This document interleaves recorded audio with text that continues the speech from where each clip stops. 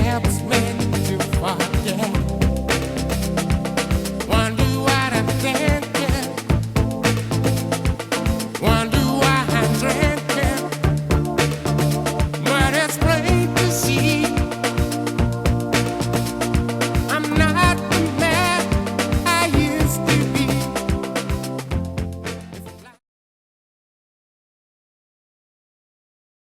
Hello and welcome back to 52 Topics with Frank Fiorellino. Ridgewood, a true story. Episode 6. Meet the Giannini crew. In saying that, the cafe has not yet opened. However, a crew is forming, which would be known, at least by law enforcement and journalists, as the Giannini crew. But Frank, the last episode, we talked about, you guys are getting in trouble, you go into nightclubs, you're getting into fights. We also touched on Paul Ragusa's father coming home. He's only got like 3 or 4 months to spend with his son. He finagled his way out to, get shit right with his kid maybe for a little bit. But obviously that's not going to last long. He's got to turn himself into prison. But what's going on for those, I guess we say something like 3 months when Paul's dad is out? What's the impact made there? A lot of bonding. I mean, between him and his dad, it was like, he wanted to set up his kid in the right direction, and work wise, whatever, putting him so he doesn't have to worry no more. We discussed the part where he had gotten shot. Oh, he's gotten into a lot of problems. His dad tried to say, like, look, there's a different way of doing things and whatnot. But we went out to eat. He would go out. He did the bonding thing with his son, obviously, but he would take us out to eat. The friends, really good guy. I know, whatever people say, who cares? But it was kind of sad. He surprised Paul. He bought him a black IROC at the top, and it was a convertible. So Paul, in case you don't know him, is the type that even with clothes or shoes or anything, he can't have what somebody else might have. If he sees somebody wearing something, it could be anything, a watch, jewelry, anything, he'll take it off. He's got to go, and it's fairness, he's buying it, right? It could be anything, a T-shirt, but it's got to be a T-shirt that he only has.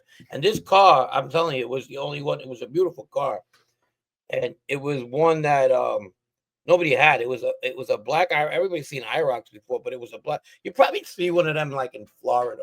And it was a convertible, beautiful car, and they ended up saying goodbye. Dad goes to jail.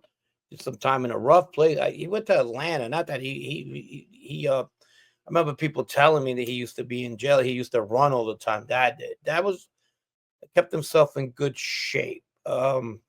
Like most of the old Italian guys, still smoked, I think, up to a point. But he did his time in Atlanta, and life went on for Paul. So she was like 89, 90, I'm guessing, and over the years, of course, they corresponded. But I get to see Dad later on again. This is after. I don't want to spoil it, but I do. Talk about his dad, but that's where I'm at. But at the time, Paul is keeping busy. There's a lot of old heads that are watching him, that are looking to snag him. He had a lot of mob qualities, good qualities. He's definitely that guy you want with you when you go and do something. And he's smart. He's not, I know you guys fuck around with a lot, like math wise. He's smart. He's very, very good in school. He was very good in math too. Not approachable. Didn't want to be but didn't bother you either unless you bothered him. So that was just that side of him. But back to like him being good at certain things and people trying to approach him, he gets friendly, or the guy gets friendly with him at Joe Conti. Now, Joe Conti is Patsy Conti's nephew. And he was a little bit of that Howard Beach-esque type of attitude, kind of unlike his uncle, but really wanted to be, what was going on at the time? Very, very 101st Avenue. Wanted to like the flamboyancy, like to go to dinner. If he had to go to dinner, he had to go to the best place. If he had a car, he had to have the best one. Um, very cocky, very cocky. So they got So that's like moving away from, let's say, the very Sicilian thing. That's almost like a very American Italian thing, right? yeah, The yeah, for Ozone Park, sure. Howard Beach scene, right?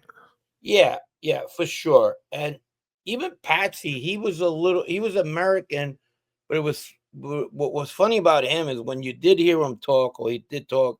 I've never had a conversation. I was around him many times, but never really hello and goodbye. That's about it. And I was a kid, very close to my uncle Cheech Navarro. They were, but when he spoke perfect English. He'd been in this country a long time, but you wouldn't think so because he's always had these Sicilians around him. Paul's family always were with the Palermo side of not they weren't with them, but they identified with them. So it was bad word to use, but they were always around them. So the Conti, Sicilian, Gambino faction, that's where Paul was at. And now he's hanging out with the guy's nephew. It started good for a while. They were going places and everything, but Paul beat at his own drum. You understand what I mean? If he's told something and it's got to be told twice or three times, they're gonna be friction. You understand? And I think this Yeah. guy kind of had this Joe Conti kind of had that kind of thing with him. So that's where there is. But other stuff is going on now. But like Anthony Tabita and Kenny are palling around a lot. We're gonna get to Anthony Tabita. So Anthony he Tabita, yeah. And Kenny, obviously we spoke about it. I mean, I know we haven't said his last name, but we're going to be talking about him. This is Kenneth Drankan. For anyone that wants to know yes. his name, we keep calling him Kenny this. Kenneth Drankan, that's his name. He's a little stuff about him out there. Guy who had numerous drug arrests. At least the authorities, Frank, viewed him as like this big time drug dealer or something. But you're saying Tabita and him are starting to really hang out, huh? Tabita being younger, they're driving around. At this point, I think Kenny gets a fucking AMG Mercedes.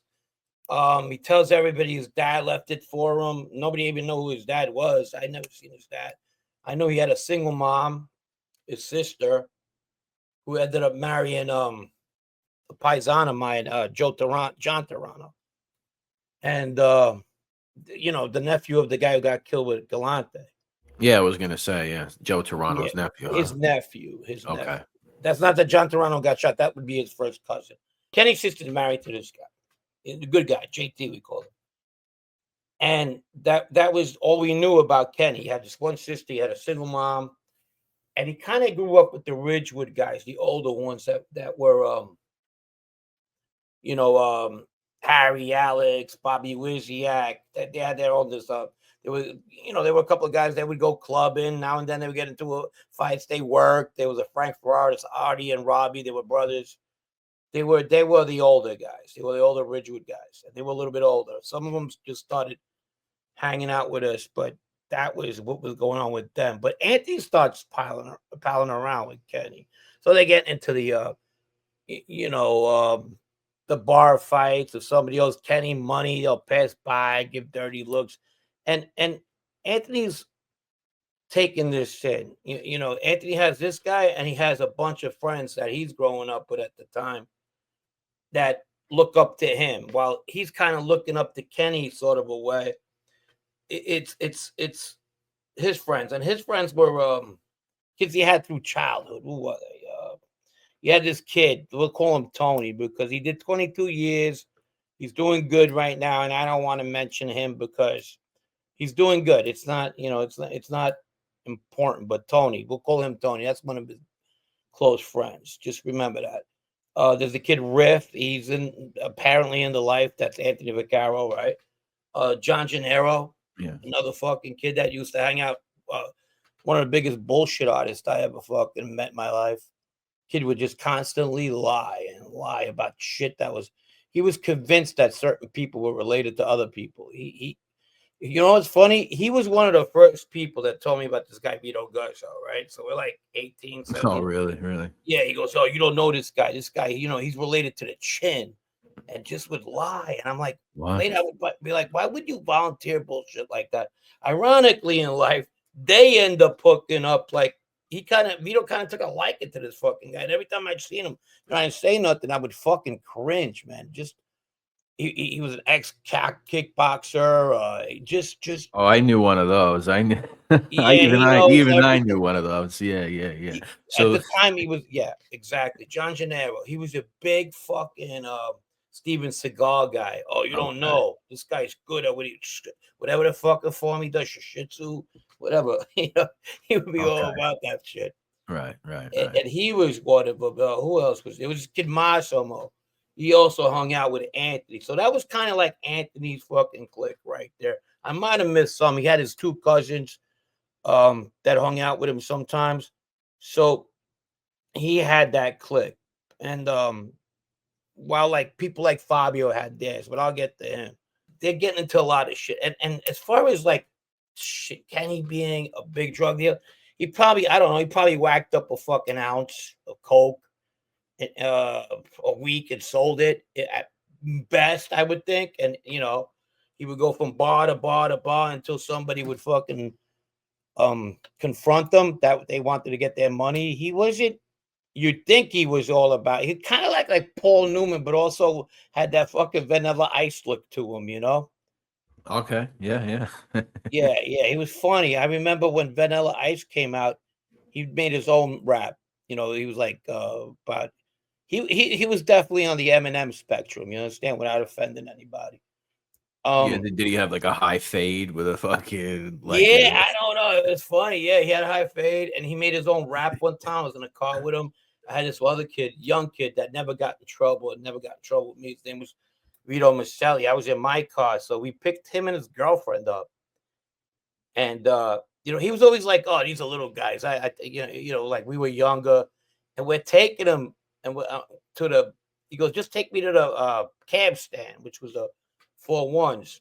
And I took him there, and he's just rapping away, and we're cracking up. Me and the kid Vito's cracking. We have him in the back, and then when we stop, he goes to me, "Thank you, Penelope Pit Stop." He starts laughing, and we just started laughing at him making that stupid joke that we started calling him Penelope Pit Stop. He was just goofy, but fun. I never had any problem with him. Who owned Other than four that one, ones? I'm sorry. Who owned 4 1s? This guy Tommy owned 4 1s, and Tommy was associated with Joe Messino. And the only Okay, reason I knew Tommy a long time, I never asked, because they were also the American part of the Bananas, which I got to know later on. But Tommy never came out. Tommy D. okay. And he I remember because when I was going to co-defendant meetings with Joe Messino, he goes, they passed by my Gumbada's place. I said, "Who's your Gumbada?" He goes, "This guy, Tommy for 4 1s." I go, "Why?" Because they were asking about you. You told the interrogator you took a cab that night, and they wanted the feds went over there for records. That's I go, right. 9. That's right. I Yeah, go, yeah, what? Fucking 9 years later, 8 years later? Yeah, recently. I yeah. go, recently. I go, wow. What did he say? He says it's a fire hazard. I threw that shit away. I said, good. But yeah, I mean, so that's how I knew the guy was connected. Anybody who had a cab stand Yeah, yeah. in the Ridgewood, Glendale, or even Bushwick area, he was connected to somebody. Yeah, yeah, yeah, I get it. I But get it. And if anybody wants to know more about that, listen to the episode we put out, Frank's interrogation at the precinct, murder interrogation. 4 1s plays a role in that. That's why I asked you because I didn't remember who owned it or what the story was. But so if anybody wants to go check out that upload. well, you know what they said, liars don't have good memories. So Yeah, there you go. yeah, Uh, I'm not talking about. I'm talking about myself. Yeah, he's mostly around them, and then like Fabio, for instance, he has his clique, and he's younger. He's should I like to say 3 years younger than us? And that's a lot when you're 16 and you're 19. You understand? yeah. But he has so his clique is made of like Joe Shalara. Let's say he's Joe Shalara is Sal Catalano's nephew. It's his Sal Catalano's sister's kid. Then there's John Clemenza, who's in that clique with Fabio. Yeah, and there was Anthony Pipitone. who's in the life today. He was part of him, and he was like him and Fabio were always around each other, always. They had a connection because their families were in that lifestyle before, and they kind of gelled. They knew each other since forever. I mean, they might even be godparents among them. I think there was, but anyhow, there was Brian Lindemann, a nice kid, got hooked up in the wrong thing. He hated Fabio. I mean, just hated him. I mean, this was a kid that comes from a good family. Brian actually testified another one in behalf of, he didn't flip, in behalf of John Gotti Jr. He was into the car thief, and he was into all this stuff, and he was a very good artist. And I like this kid a lot, but he was doing jobs with them, and he kind of got slighted all the time. He got locked up. Some of them didn't help him out, and he didn't flip. At the end of the day, he didn't flip at all. And he was living in a basement apartment, and he ended up getting 13 years. You see, and this is where is he part of the life? Probably doesn't want nothing to do with that no more. But at least he could walk around, and I'll give him that all day. You know what I mean? He was a good kid. And then there was this kid Joe Corrado also hung out in that clique, and he later on becomes friends with Vito and friends with Fabio at the same time. That's more of a middle village kind of clique that they were part of. And I think Shalara grew up with them early too. And Peter Caffrey, that we'll talk about him too. But yeah, like I said, they're pulling small weight. I'm saying Kenny is, but if you looked at him, he's driving a fucking huge car. He got picked up a couple of times that he never got really big time. Well, Anthony was in trouble. He had one assault pending. Anthony Tavita had assault pending where he just, left the kid 30 seconds from his life. He just pounded the shit. Kid survived. So he was getting into a lot of that stuff. I remember one time being in Manhattan with him, and we were in Cafe Society. This is shit. Was it after I would say probably 92, 93. Yeah, probably 92, 93. And we end up, there's a lot of us. That's 10, 11 of us there. And the bouncers, just maybe like 60 of them. So there's a rotating door. You know those doors, the rotating ones? Yeah. Coming out. And Yep. this place is all glass. And as we come out, these fucking bouncers are dropping us like fucking pigs, right? Big ass motherfucking steroid motherfuckers. And there was a construction area there. I remember, I'm laughing, it's not funny, but there's all these bunch of rocks there, right? And when we come clear, we start pegging these fucking rocks at them as hard as we can. We're breaking windows, we're breaking everything. These fucking, they all went inside it in. They went for the cops, and we're going.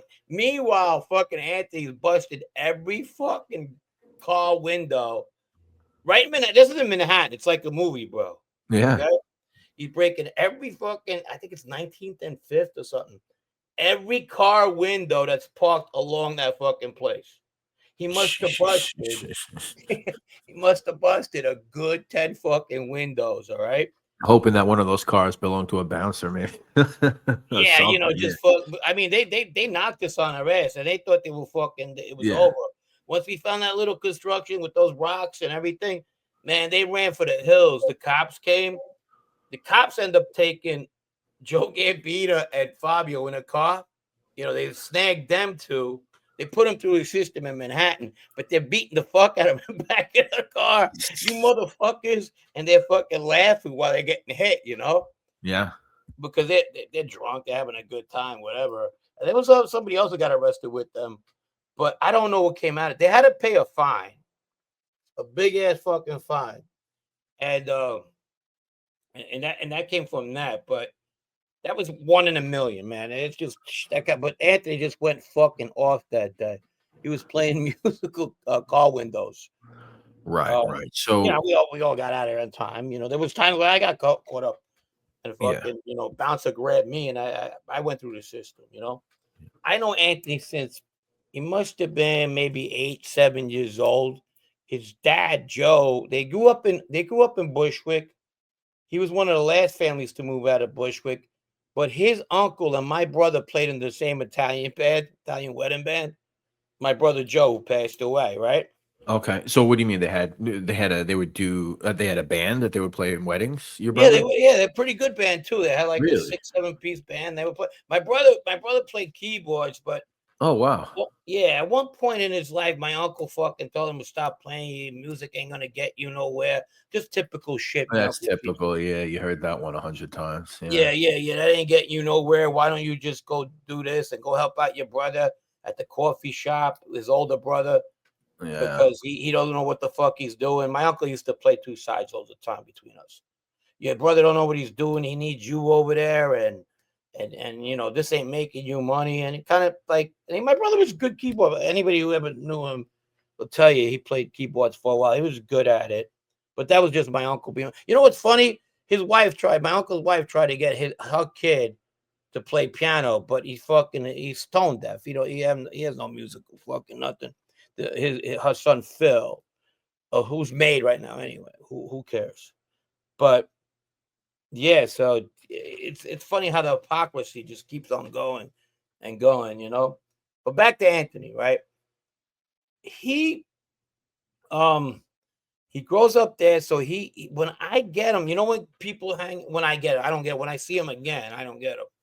He's living on Forest Avenue. His dad came into some money, all right, and they own like half a block. They own this pizza shop they bought. The one uncle that was in a band with my brother ended up running the place. He had a nice house, a beautiful house. There was a couple of stores underneath. He typically bought the whole block. The dad did. So that was a new life. They went from struggling, it seemed like, to getting it, and good for them, whatever, to getting their shit together. Dad made sacrifices. He ended up getting picked up. I think in Puerto Rico. He ends up getting 7 years in prison. And his dad ain't there for him during that time. You see how a lot of these guys, their their parents ain't there for them at the time where a lot of stuff goes wrong. Yeah, of course, of course. I mean, that's like the biggest Yeah. thing for a young kid. It's like you need your dad, you need your mom, it's proven.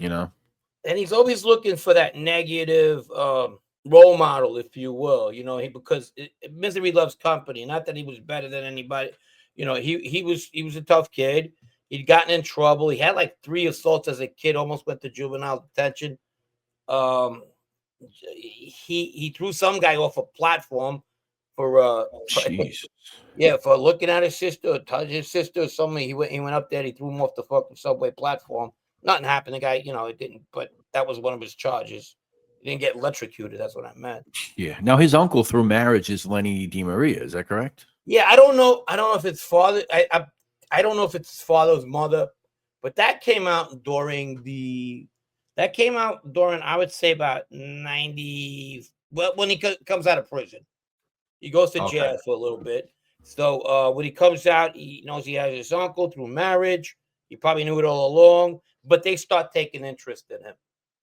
And for a minute, if anybody had a chance to get made, um, the Bananas, I explained the situation with Joe Messino. He was looking for fucking chickens who lay eggs. So that he was kind of at that point. Sicilians who had balls, or even, I'm not saying I did. I'm just telling you, it was tougher. It was like a Tabita guy was tougher to get made on the Banana side. Dino Calabro was real tough to get made on a Banana side, just because the type of pedigree Joe Messino was looking for. Does that make sense? Yeah, no, it makes sense. Yeah. And if Yeah. you look at the people he brings up, they have to be. Yeah, that wasn't what he was. If they were scouting, if he had scouts and he was a manager, Joe Messino was, he'd be Yeah. looking for a different kind of different kind of gangster, whatever, a mobster, or whatever you want to call, if that's what they are. And what are you saying? You make it seem like more money guys, less rambunctious guys. Is that what you're trying to say? Absolutely, Yeah. absolutely. What I Okay. mean, yeah, Okay. of course. And there's no secret. People know that. People tell you that. You know, that's the type of person. He was looking for people one day who might fucking make a move on him. I'll tell you that. Okay. Yeah. Does that make sense? So Yeah. Yeah. No, good. back to Anthony. So Anthony goes there, he pals around, he's getting in trouble. He has his little clique of friends doing kid shit that but he was more um about getting in trouble than anybody else. You know what I mean? Yeah. Yeah. Yeah. Young and reckless. And Yep. and we watching at the time, we're laughing and whatever. At one point, him and Paul become real close. Not yet though. And then we'll describe that fucking dynamic too. It was kind of it was I don't know. I like it was different. You think they're alike, but they're not. And I'll get to that. Okay. And before you mentioned, so you mentioned Fabio Barlotta, Yeah. Yep. younger than you, a few years, whatever it may be, but he's also one of the guys coming around that's gonna really be a part of this whole thing later on, what became known as the Giannini crew, right? Right. So if there's a prince that you want to have born into this, okay. Um Fabio was probably that guy. His mom, uh, she went to prison when he was young. So did his dad. Both his grandfathers were in prison at one time. His mom's dad and his father's dad. His father's dad actually dies in prison, and he died in prison. He didn't have that much time, but he was older and he died in prison. So if you want to use that term, mafia prince, whatever, and he knew it, and his mom try to guide him to that direction. I know it's weird, but that's the way. A lot of these women, like where we come from and grow up, some of them just this is the life they adapt. They know what it is and they go with it, and that's what the relationship he had with his mom. It was untraditional in that sense, of course, but unheard of in our world, no, no. So she had another son that was younger, and she was Paul's oldest sister. And she is, I guess, but she wasn't compared to him. Probably she was because you know how he feels. Mhm. Um, like I'm his ex friend, whatever.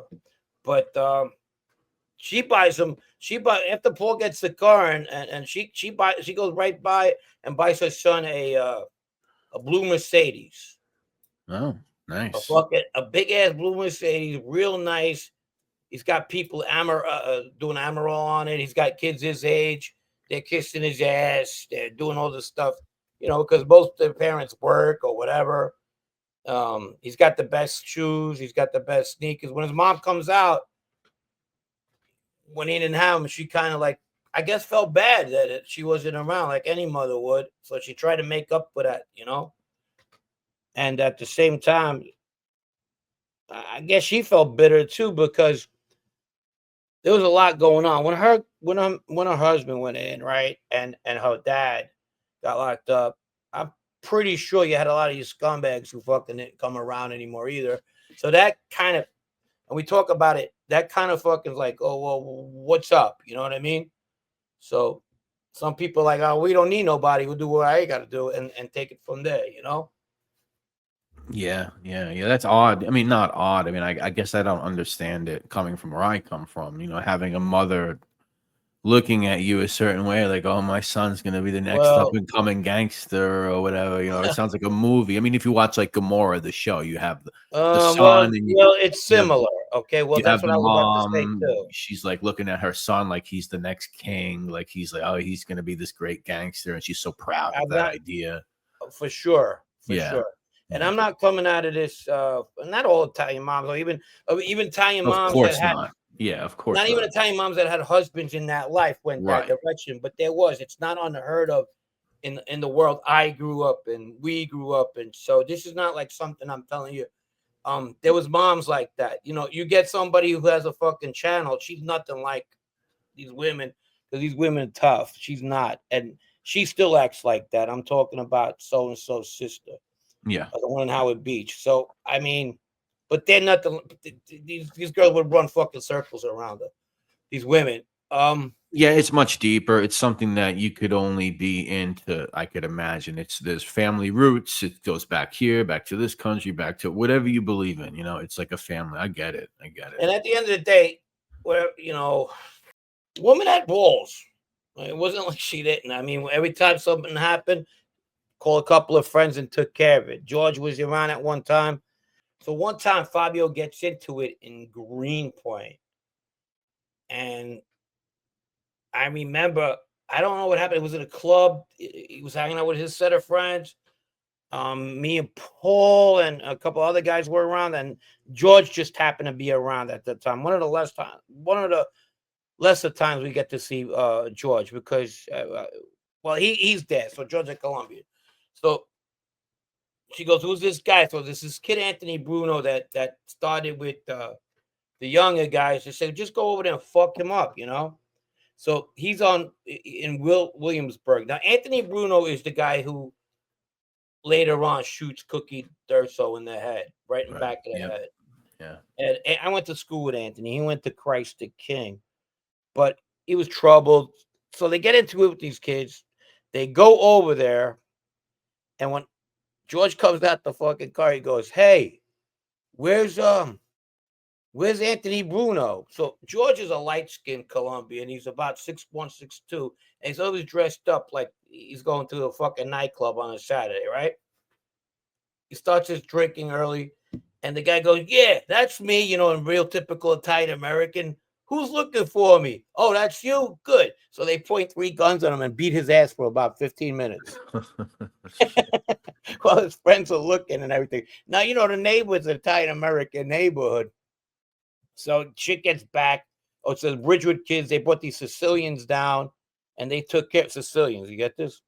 And they took care of it. So one person, I don't know who reached out to who and what happened.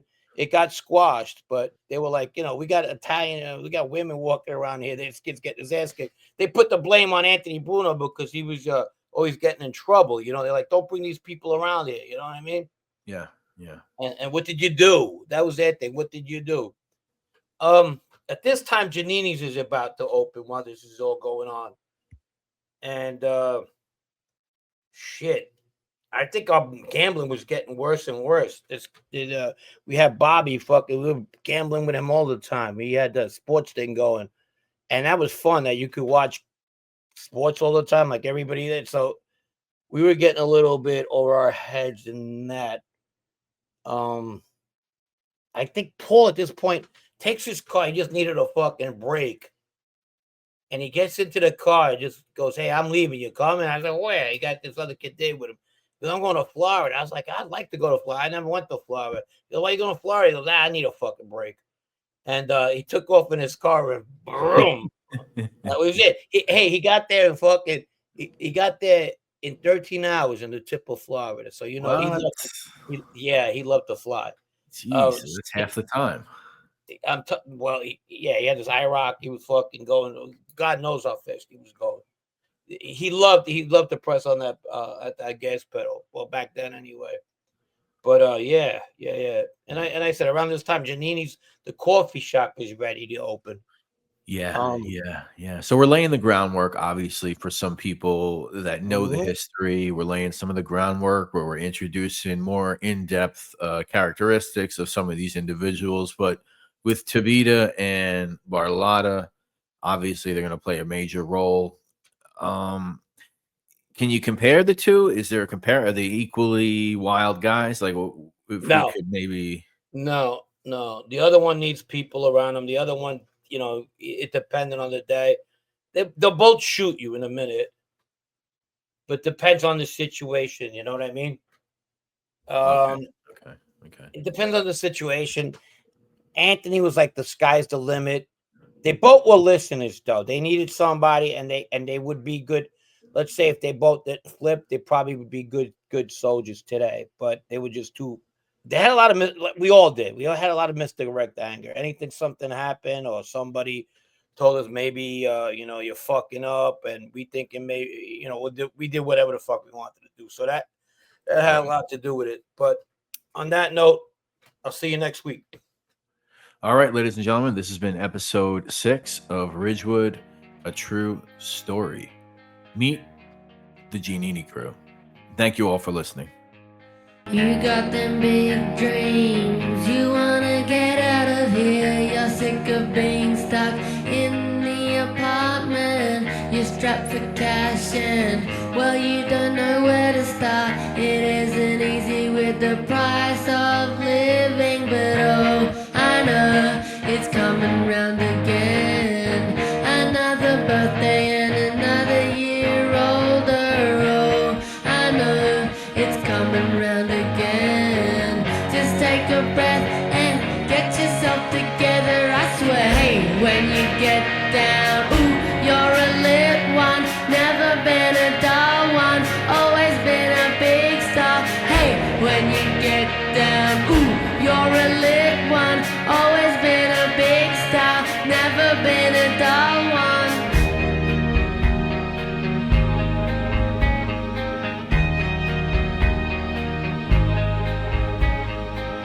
It isn't easy when the town's full of broken hearts. Can you be holding on any tighter? Just take a breath and get out.